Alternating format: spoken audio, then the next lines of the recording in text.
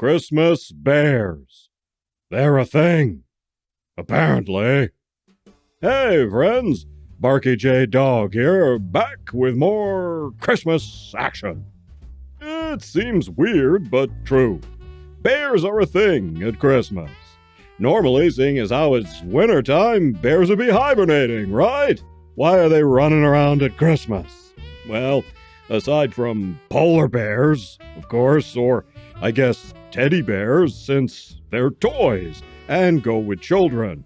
Add toys and children and wintertime, and you've got a case of Christmas on your hands. But regular bears, they should be snoozing it up in a cave or something. They shouldn't be hanging around at Christmas, but sometimes they do, as we'll see in this video, all about bears. Well, cartoon bears, at least, being all merry and bright and stuff like that there. You'll note that most of these bears are bear. Won't someone think of the children? How about it? Can you bear these bears or what? Well, first up, let's take a look at this one. Santa and the Three Bears from 1970. Now, this thing is a weird mashup that probably qualifies as a Christmas oddity, but I put this one with bears instead. See, this is only partly a cartoon. The opening and closing is something that has nothing whatever to do with bears or Christmas at all. No, it's set in Florida, where the forest ranger goes to avoid the cold of winter. His annoying grandkids want to see Ocean World, which was a real thing like SeaWorld, a gulag for guppies, where these prisoner porpoises are forced to perform tricks for the public. Or die. Probably. Anyway, these kids and the audience get introduced to how dolphins get trained. Then the old ranger breaks down and tells a tale of what happened one Christmas at Yellowstone.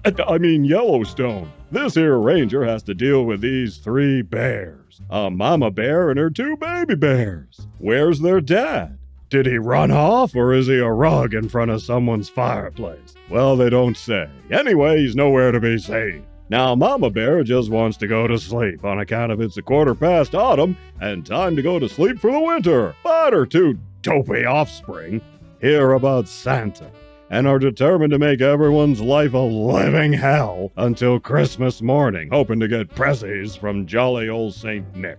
Now, the ranger here doesn't want to disappoint the bears, so he dons a Santa suit and stupidly goes out in a raging blizzard to deliver some gifts to these bear cubs. Then there's more Ocean World stuff. The end. This is just such a bizarre mashup that, in my opinion, it didn't need to be. The cartoon stands up just fine on its own, and we didn't need the guppy gulag stuff, or vice versa. Have a documentary about Ocean World and leave it at that. But no. They combined the two in an unholy alliance that should never have been allowed to escape from the lab. Hal Smith plays the ranger. We last saw him in The Ghost and Mr. Chicken, but you know him best as Otis, the town drunk on The Andy Griffith Show. And Jean Vanderpill plays the mama bear. Her voice instantly recognized as belonging to Wilma Flintstone. Once we ditch Ocean World and get to the cartoon part, this has a really pretty score, some very lovely songs. So that part is a fun watch, and the animation is on a par with Yogi Bear and stuff like that. The backgrounds are pretty good too. It is interesting to see how dolphins are trained for acrobatic tricks and stuff, but it leaves the sour taste of fish in your mouth, knowing that Ocean World got shut down in 1994 after years of reports that they didn't treat the animals there very well at all. Anyway, moving on, how about this one? Why the Bears Dance on Christmas Eve from 1977. Kind of an unwieldy title. This is a lesser-known cartoon, which is a shame. The animation is very limited, but it has a charm to it. In this one, after attending a holiday party, a baby bear named Bashful is heading back to his cave one winter's night when he falls into a crevasse and stumbles upon the evil Snurps. The Snurps are basically evil imps who cause all of the trouble in the world. There's one that starts fires, another that pollutes stuff, a third that steals energy so it goes to waste, another works in modern Hollywood, and so on. Now, just to be mean, they think it'd be a hoot to capture Santa and prevent him from delivering presents on Christmas Eve. Bashful has to figure out a way to stop the Snurps and save Christmas. He discovers that the Snurps find a dancing bear so funny they become helpless from laughter, hence the title. This thing is really charming.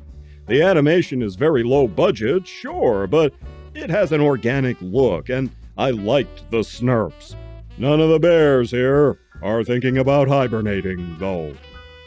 And then there was the Berenstain Bears Christmas Tree from 1979. Berenstain? Berenstain? Jeez, just pick one. Everybody always says Berenstain. Why not just go with that for crying out loud? Well, these bears are called the Berenstain Bears on account of that's the name of the couple who came up with them, Stan and Jan Berenstain.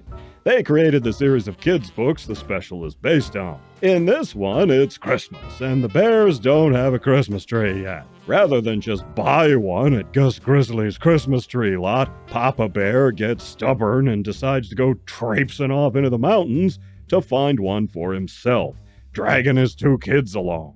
Papa Bear and the kitties find some trees, but can't bring themselves to chop them down on account of animals are living in them. By the time they get home, Gus is sold out of trees. What will the bear family do? This special almost didn't get made. The Berenstains were told there was no market for another animated Christmas special, but they hooked up with the right producer, and over the course of several months, the special came together. And it was successful enough to launch 4 more Berenstain Bears specials over the years, until at long last the public came to its senses and the franchise kind of died out from lack of interest. Okay, I made that last part up. But Stan and Jan Berenstain have both passed away, although their son Mike Berenstain has carried on making new Berenstain Bears books. Again, these bears have no interest in hibernating. Well, okay, let's look at one more. In this one, the bears are determined to hibernate. Well, most of them are anyway. The Bear Who Slept Through Christmas is an animated special from 1973. Here, a bear named Ted E. Bear gets curious after hearing about Christmas and is determined again this year to find out all about it. None of the other bears are on board with him, and he becomes a laughingstock. Even his friend Patty Bear, who Ted should be having hot, sexy times with, if you ask me, doesn't understand or support him. None of the bears believe Christmas is a real thing. Well, to be fair, they've never seen it on account of they sleep through it.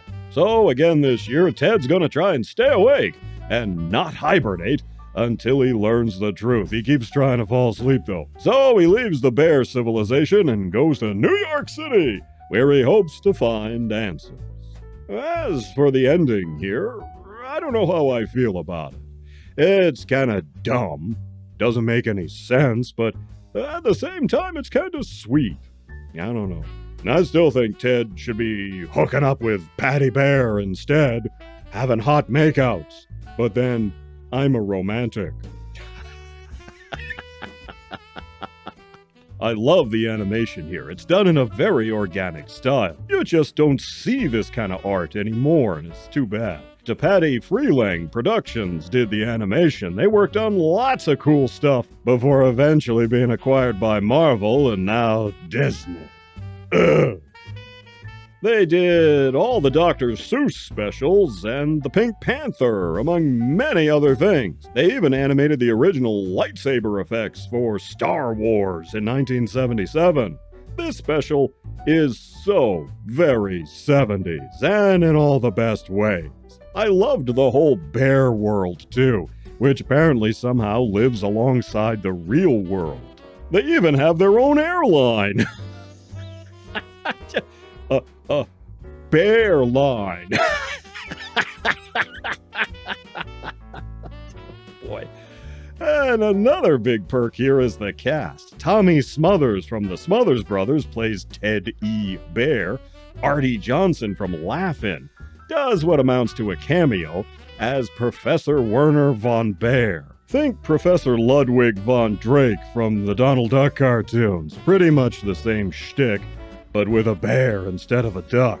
Casey Kasem narrates, and Barbara Feldon voices Patty Bear. Anyway, unlike most of these cartoons, the bears all want to hibernate, which is as it should be. Otherwise, how could we bear bearing the load of having these bears running around all bare in the bear of winter? That would be just unbearable, if you ask me. You be good, like you know you should, and I'll see you in the next one.